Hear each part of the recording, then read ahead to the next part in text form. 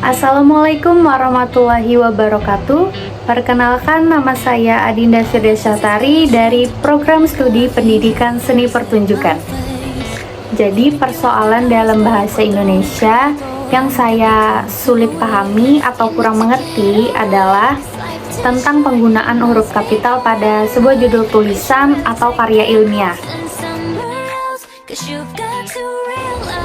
Di sini ada sebuah judul buku yang menggunakan kata untuk di tengah-tengahnya.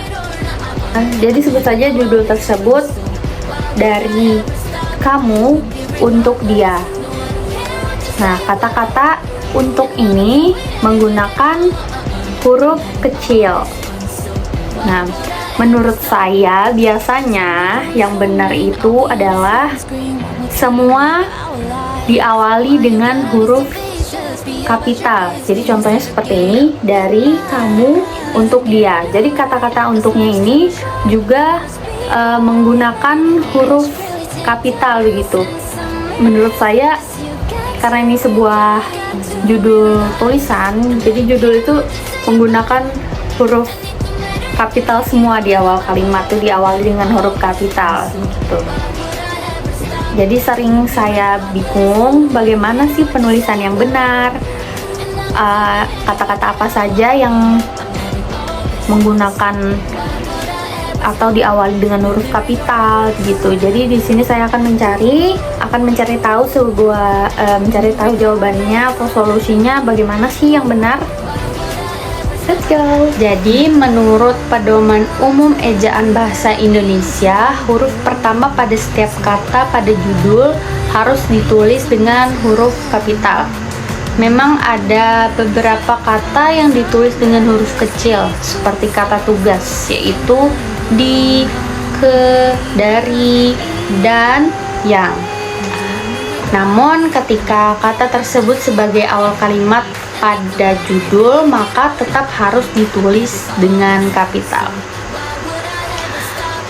Pada pengertian ini saja kita sudah mendapatkan satu pelajaran besar, yaitu prinsip yang pertama.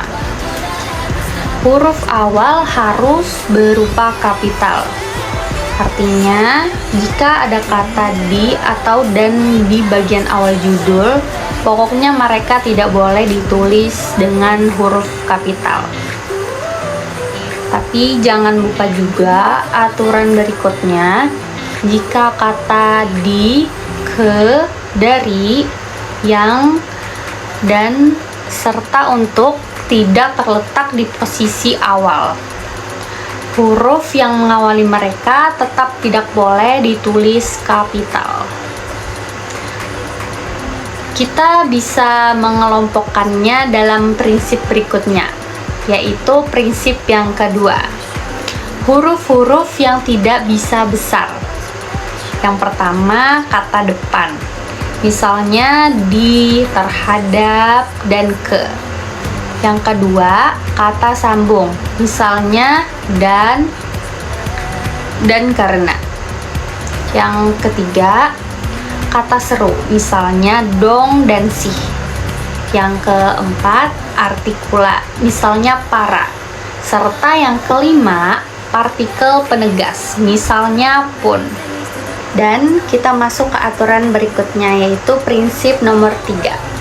Gunakan huruf kapital pada kata ulang sempurna. Penulisan kata ulang menjadi sorotan penting bagi kita-kita yang sedang mempelajari cara menulis judul secara baik dan benar.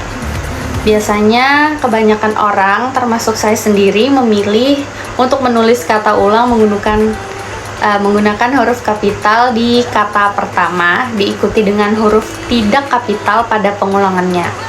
Jadi aturannya cukup sederhana, yaitu jika kata ulang merupakan kata ulang sempurna, huruf kapital digunakan di awal huruf sekaligus bentuk pengulangannya. Misalnya anak-anak, orang-orang, undang-undang. Jadi dengan aturan tersebut jelaslah sudah bahwa bentuk kata ulang yang Tidak sempurna pun tidak berhak diberi huruf kapital di bentuk berulangnya. Misalnya pada contoh kata-katanya.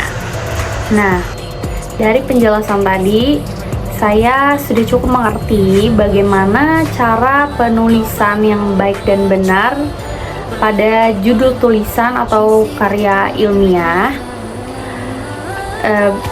Jadi itu bagaimana kata-kata yang harus menggunakan huruf kecil, dan juga bagaimana kata tersebut berada di awal kalimat. Dan ada juga tadi tentang kata berulang ya. Jadi kata berulang itu ada kata-kata yang berulang sempurna dan kata-kata berulang lainnya yang tidak harus menggunakan huruf kapital di depannya. Nah, jadi itu saja dari saya.